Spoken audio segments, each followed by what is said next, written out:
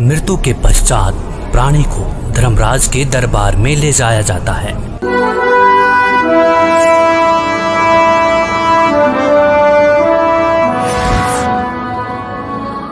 पृथ्वीलोक पर प्राणी जैसा भी कर्म करता है उसका विवरण हर रोज धर्मराज के बही में ऑटोमेटिकली फैक्स हो जाता है।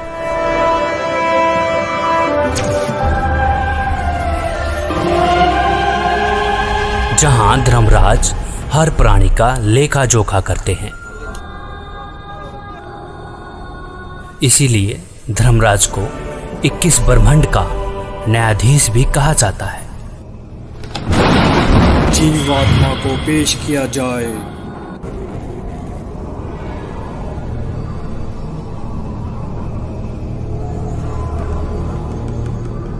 इसने प्राय स्त्री के साथ दुष्कर्म और हत्या का पाप किया है, इसे नरक में डाला जाए।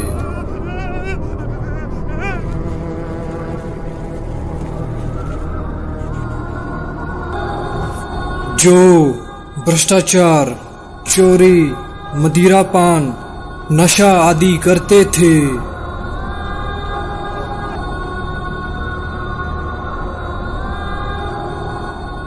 पर स्त्री के साथ दुष्कर्म।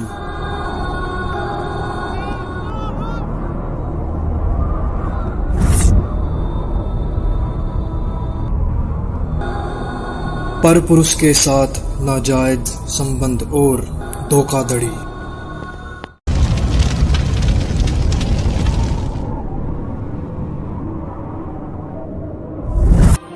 दो नंबर का काम करके कमजोर और असहाय लोगों का शोषण करना और मनुष्य के जीवन के साथ खिलवाड़ करना।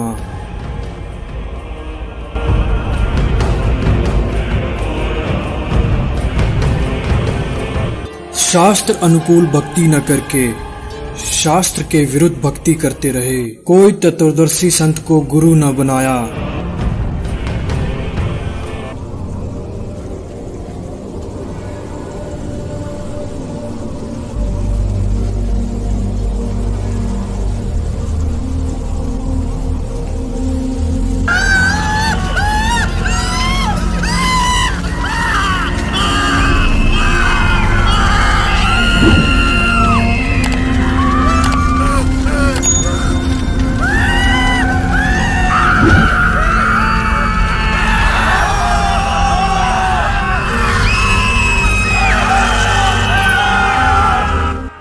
पूर्ण परमात्मा ने कष्ट देखा और उसको आना पड़ेगा, शास्त्रों को खोलना पड़ेगा और इतिहास को फिर दोहराना पड़ेगा जो 600 साल पहले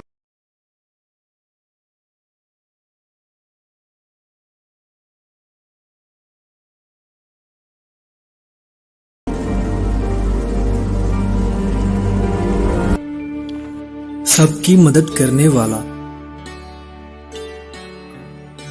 सतभक्ति की सही राह बताने वाला,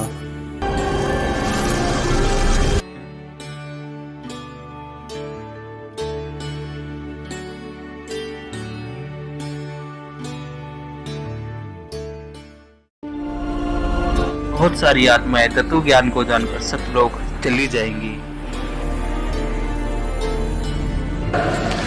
तेरे कोटी में झांकी सुरता तो हे पति बुलावे है, इस मोह ममता के जाल में तने काल फसावे है। अपने पति को भूल बावड़ी बैठी आराम संगर के, काम क्रोध मोह लोभ मस्करे रिये जारा के। अपने पति को भूल बावड़ी बैठी आराम संगर के, काम क्रोध मोह लोभ मस्करे रहिए जारा ते डर के। मात पिता संतान संपत्ति में तू तो उलझ गई घर के, मिलना चाहे पति अपने ते बांधे कफन सिर के। उस पूर्ण परमात्मा की भक्ति करने के पश्चात यह आत्मा उस जगह चली जाएगी जहाँ की हर वस्तु कभी खराब नहीं हो सकती और वहाँ पर हमेशा कभी बुढ़ापा कभी नहीं आता, हमेशा युवा शरीर रहता है।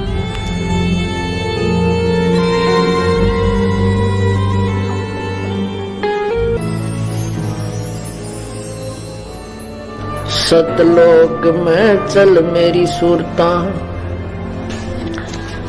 हिम्मत ना लावे देरी, सच कहूं ना झूठ रती भरी, बात मान ले मेरी। सतलोक में चल मेरी सुरता, हिम्मत ना लावे देरी, सच कहूं ना झूठ रती भरी, तू बात मान ले मेरी। कहते हैं मन मान सरोवर नाण रे, जल के जंतु रे जल माही, आठों बखत बिहान रे, आठों बखत बिहान रे। मन मान सरोवर नाण रे, जल के जंतु रे जल माही, आठों बखत बिहान रे। कि भाई मन नोक है मान सरोवर नहाया करे। ऊपर जो सरोवर है सतलोक की तरफ चलते हैं ना, इस मृत मंडल में भी 21 ब्रह्मांड के अंदर भी मान सरोवर है, इनसे ऊपर सतलोक में भी मान सरोवर है। कहते हैं मन मान सरोवर नाण रे, जल के जंतु रे जल माही, आठों सतलोक जहाँ पे सतपुरुष साकार रूप में है, जो कि इस समय संत रामपाल जी महाराज के रूप में धरती पर अवतार लेके आ चुके हैं, जो कि हमें शास्त्रों के अनुसार भक्ति खोल के बता रहे हैं, शास्त्रों में उंगली रख के बता रहे हैं। जब ये शरीर छोड़कर जाता है तो परमात्मा के दरबार में जब इससे अकाउंट लिया जाता है तो ये क्या कहता है, भगवान मेरे को पता नहीं लगा, मुझे ज्ञान नहीं हुआ कि मुझे क्या करना चाहिए था, भक्ति करनी चाहिए थी या नहीं थी। तो परमात्मा उलाहने में नहीं रहते, परमात्मा ये भी कसर नहीं छोड़ते। प्रत्येक गांव में, प्रत्येक नगर में, पूरी पृथ्वी पर कोई भी प्राणी ऐसा नहीं जो इस बात से अपरिचित हो भगवान की भक्ति करनी चाहिए, परमात्मा ने याद करो। यानी किसी ना किसी के मुख से उसने अवश्य कहवाया वह भगवान की भक्ति करनी चाहिए, परमात्मा ने याद करवाई। कोई गलती करता है, पाप कर रहा है, भाई भगवान से डर, मालिक ने याद करे। यानी इस तरह की प्रेरणा प्रत्येक प्राणी तक मालिक ने पहुंचा रखी होती है। फिर दूसरा ये होता है, जैसे आप जी गए हुए हो, आप प्रत्येक भाई को, बहन को, मित्र को, सहेली को, कोई रिलेटिव है, संबंधी, उनसे अवश्य ये चर्चा करते हो कि भगवान की भक्ति करो और भक्ति का मार्ग ये है, वो भक्ति का साधना ठीक नहीं है। तो भले ही वो नहीं मान रहे हैं तो उनका दुर्भाग्य है। जब वो सच्चे दरबार में जाकर खड़े होंगे उनका कोई पुण्य उनके साथ होगा नहीं, क्योंकि भक्ति शास्त्र विरुद्ध है। गीता जी अध्याय नंबर 16 के श्लोक नंबर 23 में कहा कि अर्जुन, शास्त्र विधि को त्याग कर जो मनमाना आचरण करते हैं, मनमाने आचरण का अर्थ है जो अपनी मर्जी से लोक वेद के आधार पर, सुनी सुनाई कथाओं के आधार पर, ज्ञान के आधार से पूजाएं करते हैं, वो मनमाना आचरण कहलाता है, जो वेदों और गीता में वर्णित नहीं है। जो शास्त्र विधि को त्याग कर मनमाना आचरण करते हैं उनकी ना तो कोई सिद्धि होती है, ना उनकी गति होती है, ना कोई सुख होता है, यूजलेस। तो जो साधना आप कर रहे थे वो तो उनके पास साथ भक्ति धन हुआ नहीं और पापों की गठड़ी बंध गई पूरी। पाप बहुत इकट्ठे कर लिए, क्योंकि पाप तो दिन में बिना गिनती के होते हैं और पुण्य करने के लिए विशेष व्यवस्था करनी पड़ती है, गुरु बनाना पड़े। फिर जैसे गुरु जी बताओ, नकली गुरुओं से पूजा नहीं, ना उनकी कोई द्वारा बताएगी साधना से लाभ होने वाला। तो ऐसे पूरा गुरु मिले, फिर आप सच्ची लगन से, सच्चे तरीके से लगे, तब पुण्य बने। तो पुण्य तक कोई उनका बना नहीं, पाप की गठड़ी बंद गई। फिर वहां जा खड़ा हुआ धर्मराज के दरबार में। अब वहां ये एक बहाना बनाता है कि भगवान मुझे किसी ने बताया कोई नहीं, भक्ति कर ले। तब इसका फिल्म चलाता है परमात्मा, ये सब आप जो भी बातें जिसके साथ कर रहे हो, वैसे कोई गुप्त का गलती कर रहा है तो वो भी फिल्म बनकर भगवान के दरबार में पहुंच जाती है और एक आपके अंतःकरण में, आपके कंप्यूटर में ऑटोमेटिकली फीड हो जाती है। तो जब ये वहाँ खड़ा होकर ये झूठ बोलता है, बहाना बनाता है, तो परमात्मा इसके कंप्यूटर से जो वहाँ भगवान के दरबार में इसके नंबर का है ऑन कर देता है कि ले देख, ये भक्त तुझे क्या कह रहा है, ये बहन तुझे क्या कह रही है कि भक्ति कर ले, तू क्या कह रहा है, फिर देखेंगे किसने देखा है। ईब के भक्ति करने का टाइम से, बुढ़ा होकर भक्ति करूंगा। और भक्ति तने करी नहीं, बकवाद करता रहा। फिर ये कैसे कह रहा है कि मेरे को किसी ने बताया नहीं, फिर ये यूं कर ले है नीची गर्दन। भगवान गलती बन गई बन गदा।